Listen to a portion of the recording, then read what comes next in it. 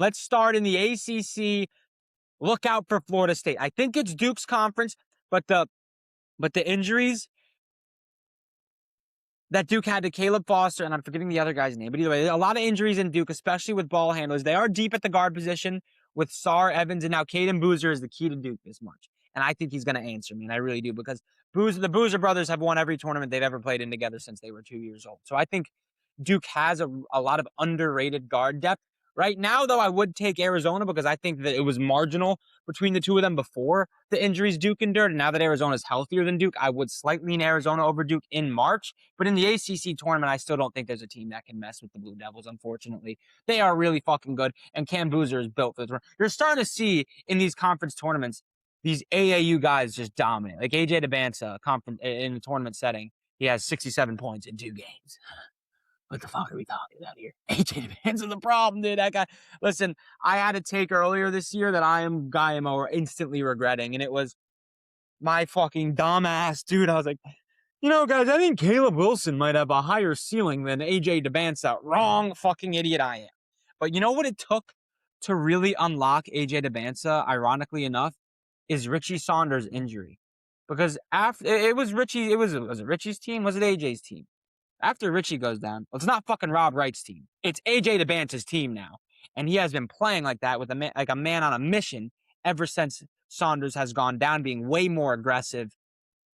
I think Houston might be in some trouble. We'll get to the Big 12 later. But either way, ACC, keep an eye on the Florida State Seminoles if they get in the tournament. If they get in the tournament, they could be a real issue. They started off 5-11, 5 games into conference play. But they only lost to Duke by 2. They scored 87 on the Duke Blue Devils, which is the best defense in the country. There was only one other team to score 80 on Duke this season, and that was the JT Toppin-led Texas Tech Red Raiders. They also only lost to Florida by 3.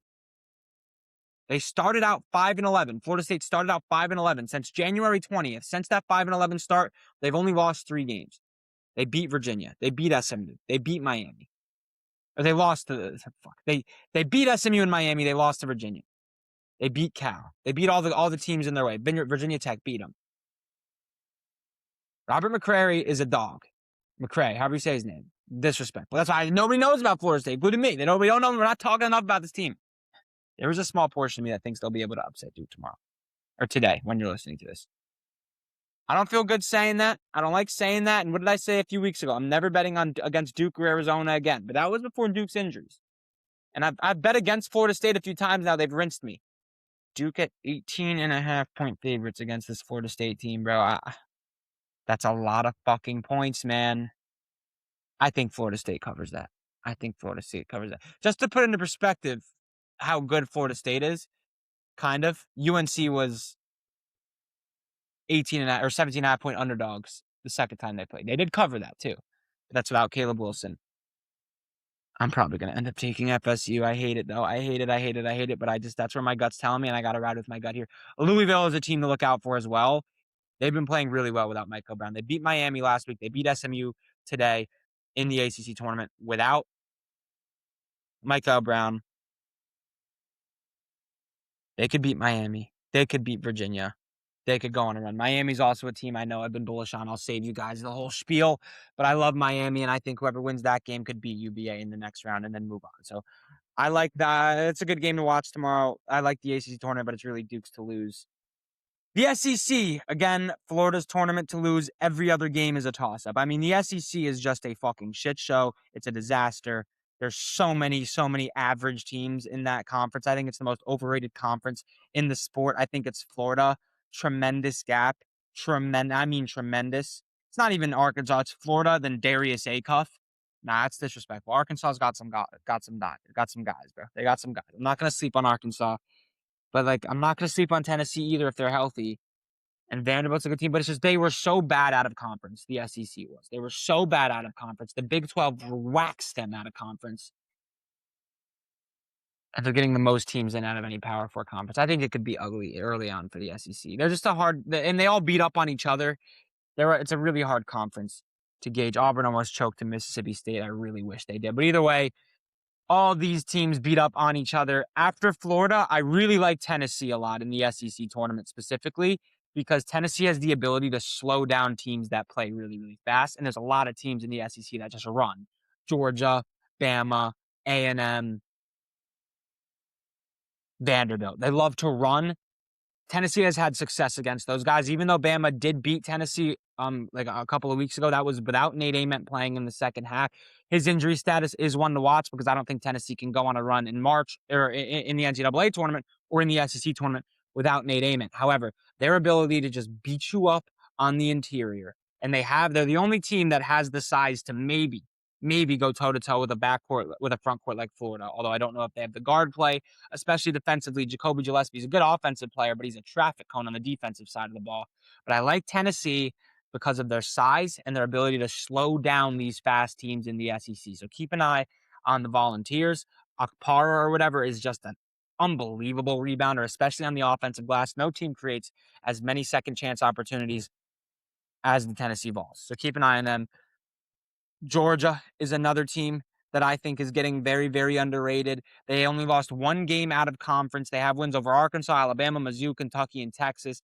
They have won 3 straight going into this SEC tournament. They are a little bit younger with their primary ball handler, their primary scorer, and their big men both of them are sophomores with their top 15 offensive rebounding percentage. They're 13th in adjusted offensive efficiency. 3 starters shoot over 35% from 3. They can run with anybody in the country. They just out Alabama'd Alabama a couple of nights ago, a week ago. Georgia's a team not to overlook, and then obviously Bama and LeBaron Philon. If they're hitting their threes, they can run any team out of the gym. Vanderbilt, a lot of continuity. Tyler Tanner, one of the best point guards in this tournament. McLaughlin, Nickel, they have played with each other before. They've won a tournament game before. They played in the SEC tournament before. They're a team that can beat anybody. Tyler Tanner's a guy to look out for in March as well. He can take over a game. And then obviously you got Arkansas. Arkansas is more than just Darius Acuff. And I know I alluded to that earlier. Like, oh, well, it's not Arkansas, just Darius. Malik Thomas can take a game over too. Now we saw it against Mizzou in Mizzou, and Mizzou had some really, really good home wins on their resume. Arkansas beat them without Acuff. Brazil's a really good big dude down low, underrated big down low. They have guys. Don't sleep on Malik Thomas getting hot. And Darius Acuff, I'd say, is a top 5 player in the country, one of the best point guards in the country. Him or Christian Anderson, but Christian Anderson isn't quite as aggressive as I would like him to be, especially over the last few games. They dropped a game to TCU. They dropped a game to BYU that I think they should have won if Christian Anderson was just a little bit more aggressive. He can shoot off the dribble, but he's like, I don't know. He's wasn't aggressive enough for me, man. I think that guy's ceiling is unbelievable, and he doesn't even know it. And he needs to just start taking games over if other players aren't making throughs. Like Atwell went really, really cold against BYU last week, and that's where I'm like, all right, Christian Anderson, step up. And he did. He had a really clutch shot down the stretch, but then he wasn't just being a dominant go-to scorer. Like Darren Peterson, like be Darren, not be Darren Peterson, but be Darren Peterson. Just get to your shot, get to your spot. You can create any shot on the floor. Get to it, Christian, if the shots aren't falling. And we'll get to the Big 12 later, but I don't want to talk too much about Texas Tech. But I love Christian Anderson. His game, when he's on, he's so much fun to watch. Great passer, too. But yeah, the SEC and the ACC, it's like it's Florida and it's Duke. Those are the teams to lose. But in the Big 10, I think there could be a little bit more volatility, and in the Big 12 as well. But the Big 10, the bottom half of this Big 10 bracket is wide open. I think anybody from UCLA, Michigan State, Purdue, and Nebraska could get out of this section. I really do.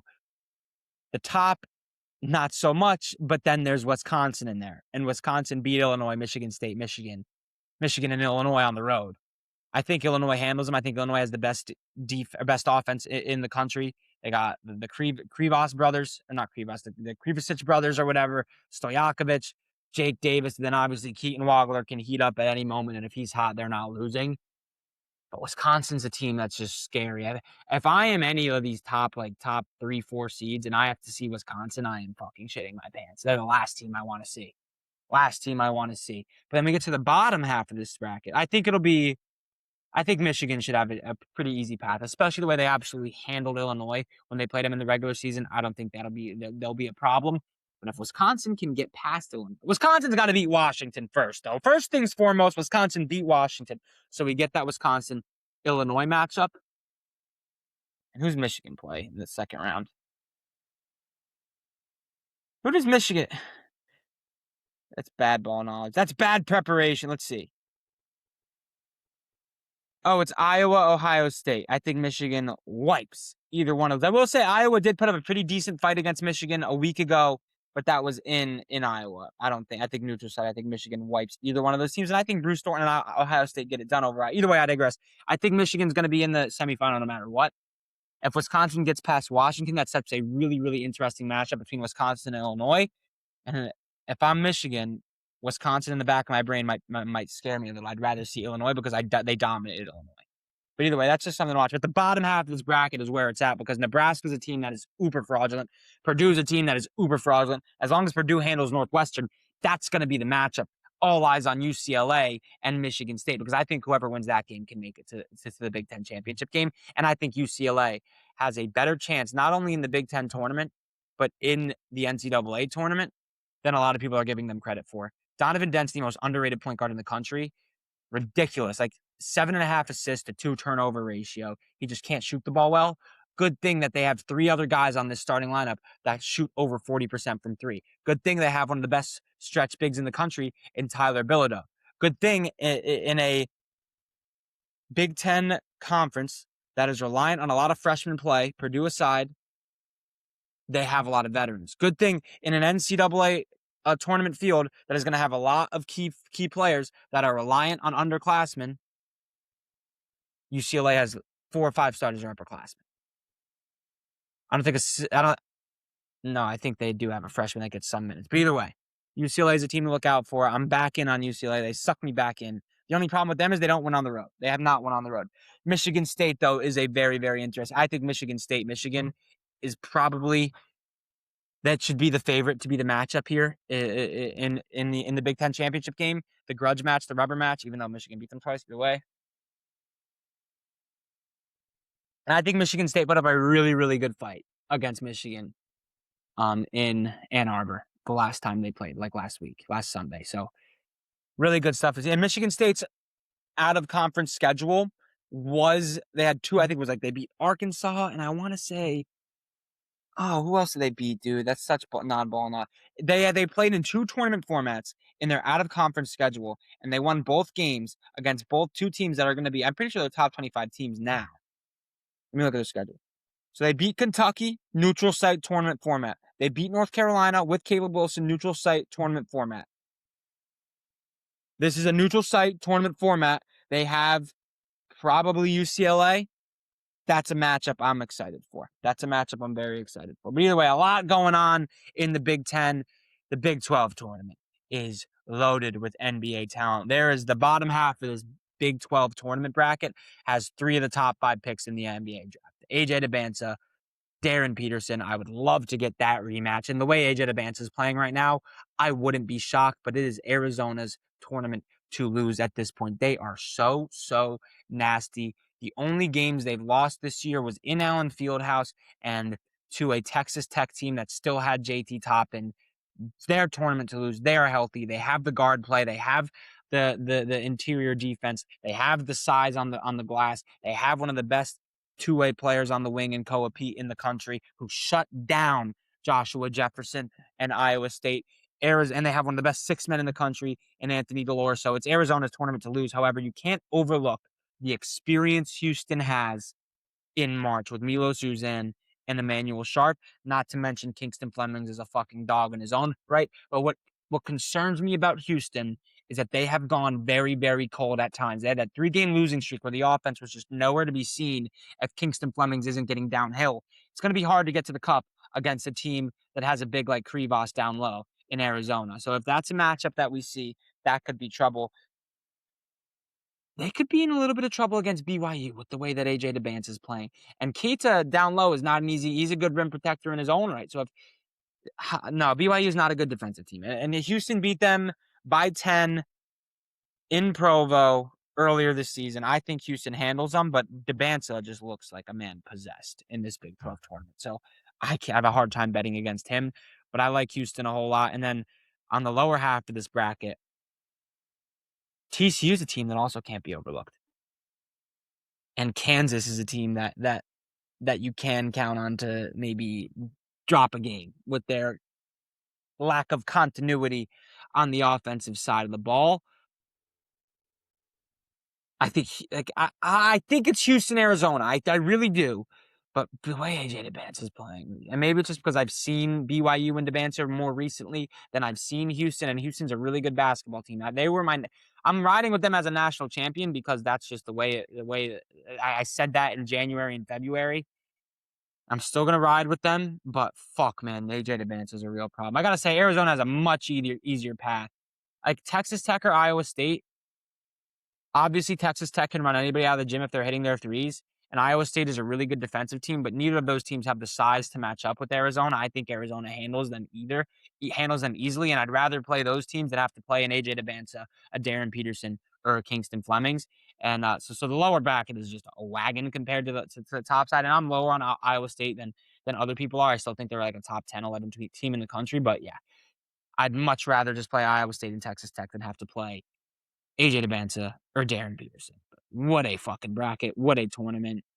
I'm fired up. Like and subscribe for content all March Madness long, ladies and gentlemen. We're dialed in here. I love you guys.